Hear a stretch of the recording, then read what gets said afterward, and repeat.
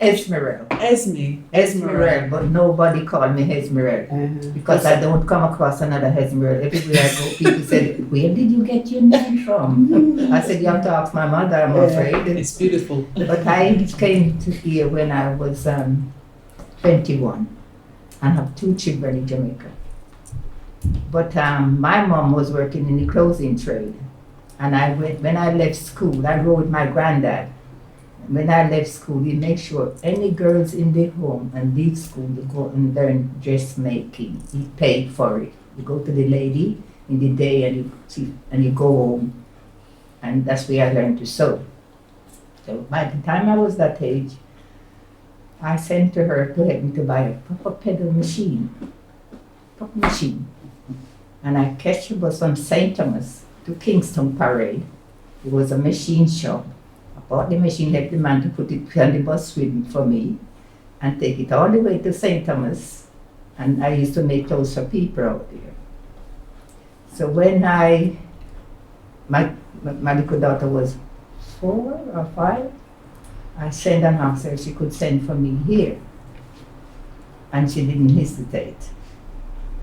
She asked her boss, Mr. Morris Carson, who was working on Poland Street in the West End, behind Berwick Street Market.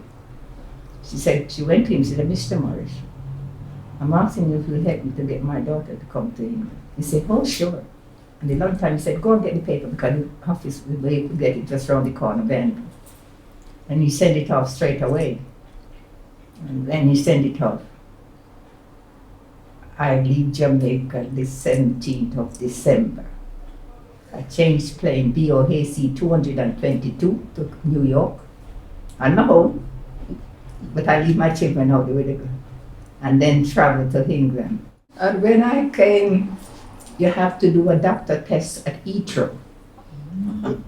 Everybody have to do a doctor test. Anything wrong with you, you're going back on the next plane. Okay. But I passed all my tests and it was arranged for me to catch a coach. I'm traveling on my own, to Victoria, and that's where I meet my mom and my stepdad. I don't find a bad life in this country because I got a job waiting.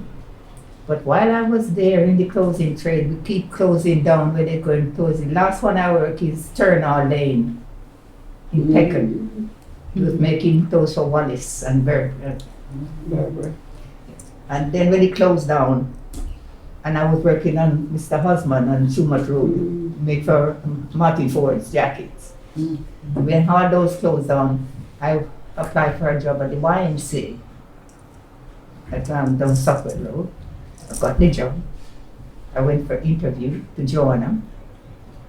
And people was there before me, Within the next 3 weeks, she gave me supervisor on a weekend.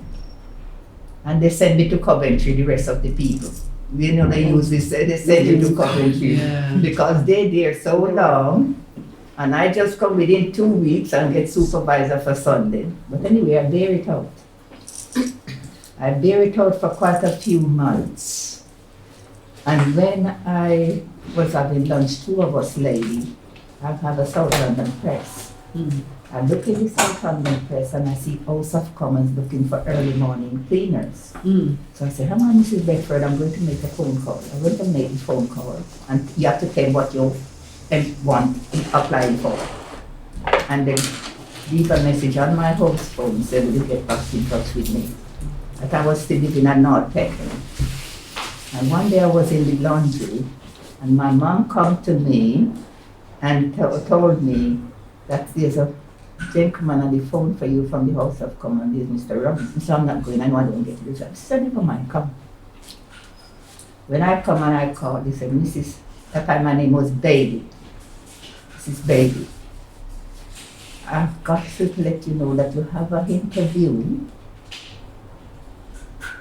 The date was there and the time, but at 9:25. So I write it down, get myself ready. That time I used to wear my own wear with me and sit down watching TV. And something is bugging me, say, "Esme, please pick up the letter and read it again." I sit down and when I read it, My appointment wasn't 10:30 as I think. It was 9:30 in the morning. I get my clothes off. I had no clothes dress on. And that time, the place wasn't like this round, but not Peckham. They used to have some fields where children play. And I run through the road on Southampton Way and I see a black cab coming. And I'm thinking, I said, excuse me, sir. I supposed to go on an appointment at the House of Commons at 9:25, but I thought it was 10:25. He said, look, don't worry. I got cars. I will write, say this, I will keep you in traffic while you're late. Yeah. When I go, I was the only black person there, and I said, Jesus Christ, what am I doing? Number 3, Happy Gardens, we went for the, and I thought, I said, okay, sit down on it. And when my time, they called me, said, Mrs. Bailey, come. It's 4 men, Mr. Hardward and whatever. Mr. Hardward is a friend. You know those people who look at you and they look like they're looking farther? And when they ask you a question, he said, why you are a dressmaker seamstress and want to give it up for cleaning job? I said, Mr. Hazard, as soon as you go into the clothing trade these days, a couple of months they close down. And they look at one another like this and they went into a room. I said, okay, you don't say I don't get the job anyway. He came back and he said, Mrs. Bailey, have you got any holiday book? I said, yes, I'm going to Canada because I was going to Canada, my half-sister with my daughter.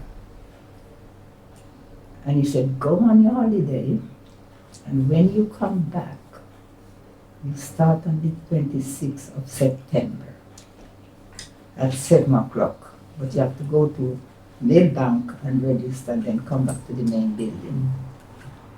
I do that for 10 years.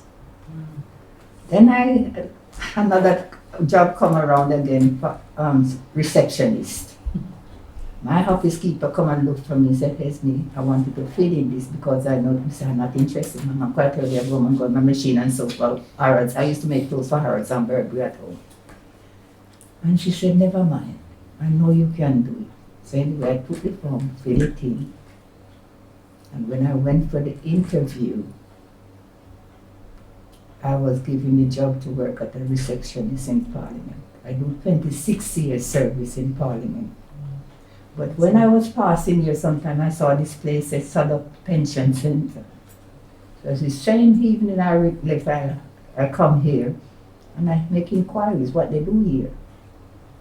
They explain they used to do chair-based exercise. And I sing in the choir here on a Wednesday. And eventually they used to do line dancing. I get them to introduce to a lady that do line dancing. And we used to do the line dancing. And when she left, the gentleman who come to the class this morning, exercise class. We do exercise class yesterday here. I come and join that. He used to do one at down Waterloo, and I joined that one for Monday, so I didn't get no time. Esme, if I was to ask you, I mean, you've had an amazing career, it seems to me. You've done so many different things, but also it sounds like people really respected you as well. If I was just to ask you more about Southwark and how your feelings about Southwark, if you were to sum up your feelings about Southwark in a sentence or two, what would you say about living in Southwark? When I live in Southwark, most of my children's life, I live in Southwark from up to Peckham, right? And the thing is, you just have to take it as it comes.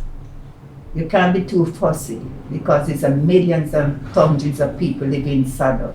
You can't just treat everybody because these people have more needs more than me.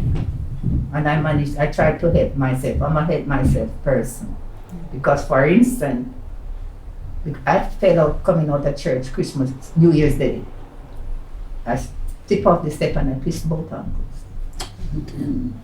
And I can't manage to get my grass cut at the garden. But I call linkage.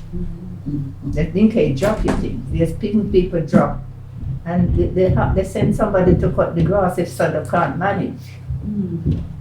Because I live on my own now because my husband died 2006. So I'm quite happy living in Southwark. I've got no complaints. Sometimes they can be a little bit iffy if they do things, but eventually you get it done. Good. If you persevere. You can't just give up. You have to persevere and wait on them. Yeah. So I thank God. I do 26 years in the House of Parliament. Yeah. I managed to go to the Queen Garden party with my husband.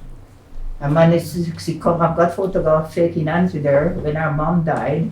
She come to tell us thanks for what we do while our mom body was in.